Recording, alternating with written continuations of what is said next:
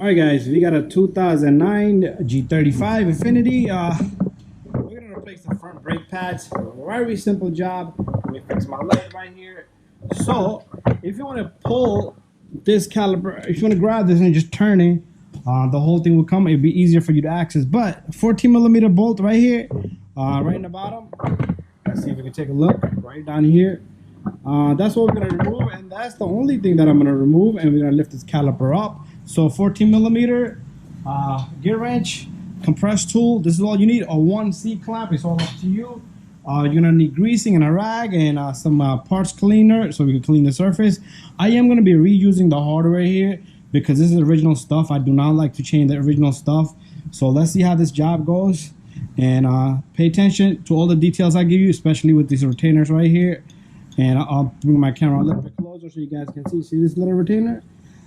That's like a spring loaded. It does some magic so the brake pad can open up when you're not pressing the brake pedal. So what I want to do is I want to take this 14 millimeter gear wrench and I want to turn this counterclockwise. If you was looking at it from the back, other side, and this nut will just come off, this bolt. So 14 millimeter, small little bolt, and that's all we're gonna take off. And then you want to grab this caliper, and the line's kind of it's not gonna get pulled, but I want to take it out of this slider right here because, and there's a whole bunch of dirt in here. I want to flip it over and get that off. So I'm gonna get a rag, but let's first take this guy off. So notice where this brake wear indicator sensor is, and same thing over here.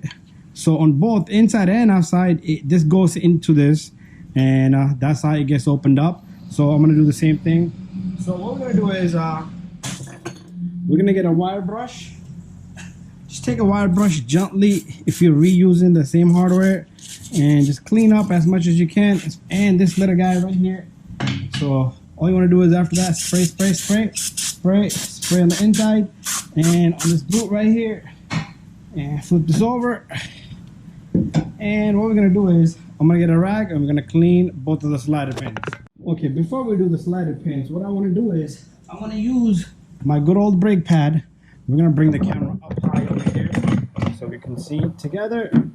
And let's come a little bit down. So what we're gonna do here is we're gonna compress this little guy. So usually it's dual pistons. You could compress one and the whole thing would just go in. So that's what I'm gonna do. So 1C clamp would do, or you can put it here or here. It's up to you. So I got this little tool. This works the same way. And check this out. Let me just fix my lighting so it's better for the camera. There you go. So make sure this doesn't hit on the bottom, because if it scrapes in the bottom, it's going to be more difficult for you. So one piston is going to go in. Once one piston goes in, you can put your finger here just like that. And once the one goes in, the second one is just going to go in by itself. You see that? Do one at a time, okay? You don't want to push both pistons on one side and the other side is open. It might just pop up. Now I'm going to just switch over here. Same thing. Get this in. Go back to even it out. And that's it. So I'll wait for the new pieces now. Somebody come in. So this was just prepping everything here. So we're gonna remove this. We're gonna take out this. We're gonna move on to this side a little bit. We're gonna bring our light over with us. What I want to do next is I want to pull out this slider pin here. I want to clean this little guy. And same thing here. Let's clean this guy off. And then we're gonna take the silicone grease. I do got a video just on this grease and the next grease that you're gonna see. So just a light amount of coating here. And you wanna stick this back in. Make sure your boot captures on top of this. So I'm gonna do the same thing here. Light amount of greasing on this little guy. Nothing heavy, and that's that. So we got ourselves some brake pads. Let me show you guys the part number. If you can see it, it's too bright. There you go. We're using Evolutions, and inside we got, it's gonna come with hardware, everything. Like I said, you never want to mess with the hardware if it doesn't require. So what we're gonna do is I'm gonna take out some of these brake pads, and we're gonna move back a bit. Let's bring our light a little bit over here. Okay, that doesn't look so good. So we're what it is, I'll put our lighting right here. And down. So what you want to do is you want to get 2 brake pads. See this? Hardware is on the top, the brake wear indicator, but this one, if you put it in, it would be in the bottom. So let's switch to another pad. So here's 2 pads.